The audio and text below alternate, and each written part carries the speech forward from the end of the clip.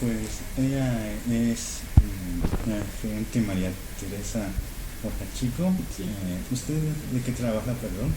Es la gerencia de enlace institucional, que es la parte del Banco de México que tiene las relaciones con todos los organismos un poco de afuera, o sea, vemos relaciones con el Congreso, vemos relaciones con pues, instituciones educativas, con toda la parte de educación financiera y el esfuerzo de educación financiera que hace el banco depende de esta área también, y depende, y también pues luego tenemos solicitudes de embajadas y consulados y esos que quieren venir a conocer al banco, y por ejemplo tenemos un par de programas con la UNAM, tenemos una asignatura empresarial, luego también tenemos una cosa que se llama Cátedra Banco de México, donde el banco tiene preparadas, son 10 sesiones de clases.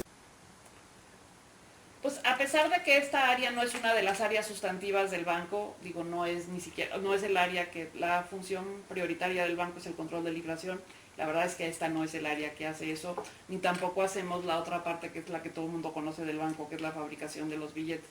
Pero yo sí creo que es muy importante la labor que hace esta área porque es una manera de socializar y dar a conocer un poco lo que hace, o sea, el banco hacia afuera, porque mucha gente, la verdad es que no sabe qué hace el Banco de México.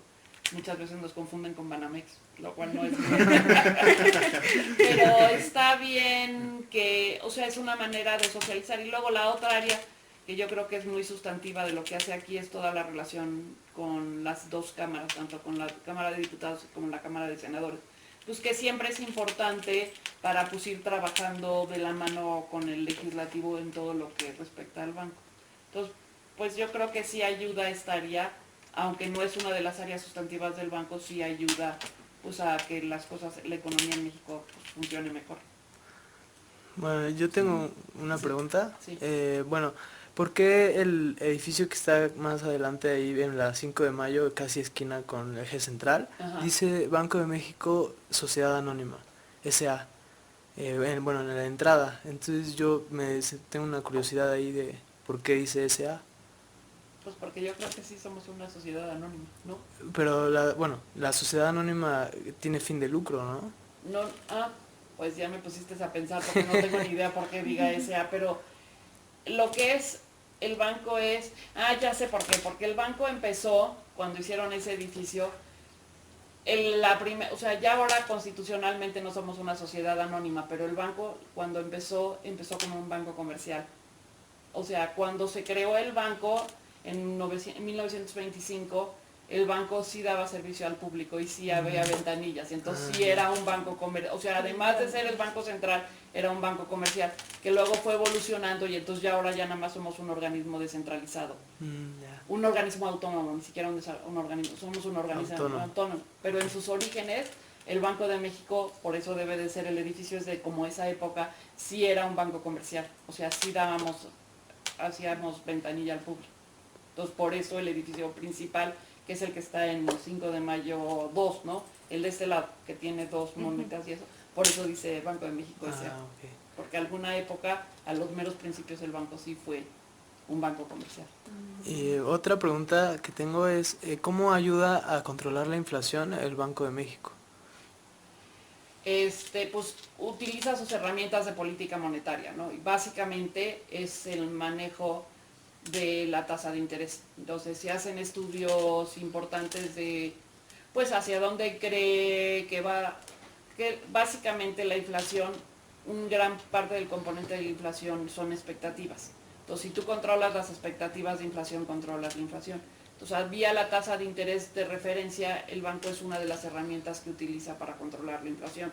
Entonces, por ejemplo, ahorita la tasa se ha quedado, no han movido la tasa hace mucho tiempo, porque de alguna manera las expectativas de inflación no han aumentado, pero ahorita están como checando muchísimo que lo que se ha ido mucho es el tipo de cambio. Entonces todo el mundo está muy espantado que porque si el tipo de cambio está ya casi en 17, nosotros decimos que la inflación no ha cambiado, ¿no? Bueno, la inflación ya no la mide el banco, la mide el INEGI, entonces el pleito de que si es de a de veras o no es de a de veras la inflación que estamos midiendo, no.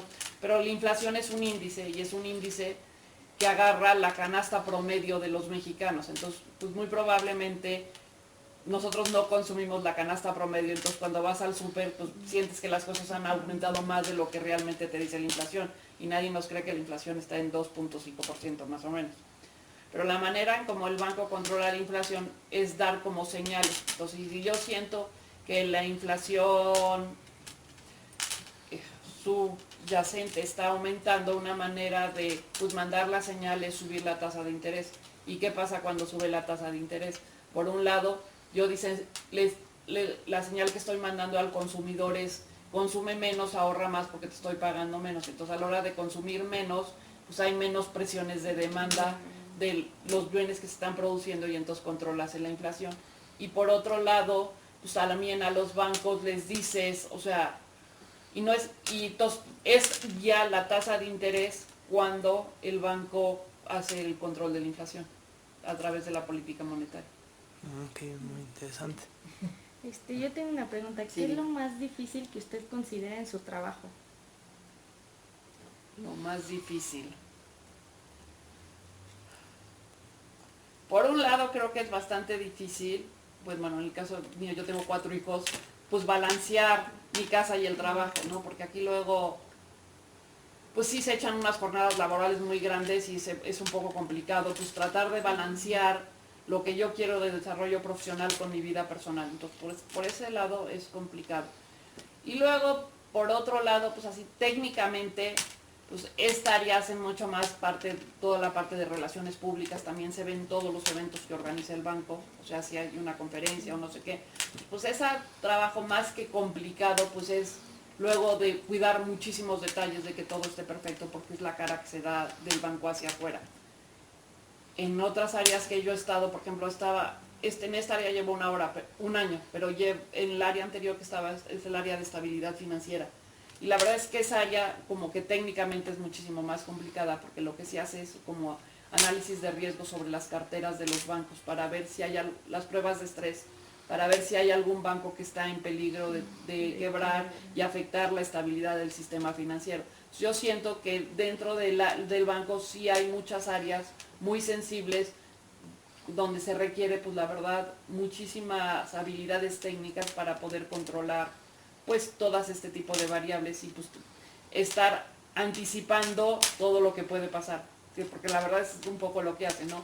Hay que anticiparse a la inflación vía análisis de precios y es la parte que hace investigación económica. Por otro lado, pues hay que tratar de filtrar y mantener más estable lo del tipo de cambio, y aunque no es el Banco de México quien decide el nivel del tipo de cambio ni los montos de los que se va a intervenir, sí es a través de la Oficina de Operaciones Internacionales donde se interviene diario en los mercados cambiarios. Y luego está otra parte de la estabilidad financiera, que hay que estar viendo dónde se van prendiendo foquitos rojos, sobre todo pues, de la situación crediticia del país. Entonces, pues yo creo que sí hay áreas como muy sensibles dentro del banco. Ok. Y, bueno, principalmente, ¿qué estudió? Estudié economía en el ITAM hace muchos años, cuando el ITAM era una escuela mucho más chiquita. Mucho más. Pero sí, o sea, estudié economía y luego hice una maestría en administración pública en Estados Unidos, en la Universidad de Nueva York. ¿Y por qué escogió la carrera de economía? ¿Por qué escogí la carrera de economía? La verdad es que a mí siempre me encantaban los números y primero tenía yo la intención de estudiar matemáticas. Pero justo ese verano, antes de entrar a la carrera, entré a trabajar un verano a un banco que ya no existe, que se llama BCH.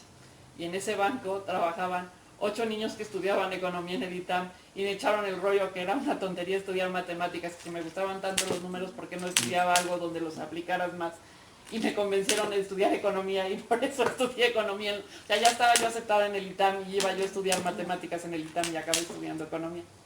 Y la verdad es que no me arrepiento, porque sí, sobre todo en esa época, porque creo que el ITAM ha cambiado muchísimo, había mucho más balance entre la parte numérica y la parte de análisis y de la parte intuitiva de la economía, que siento que sí el ITAM ha perdido ahora en su carrera de economía toda esa parte intuitiva y sí han enfocado muchísimo más a todos los modelos económicos y matemáticos. Pero por eso estudié economía. Muy bien. Ujú.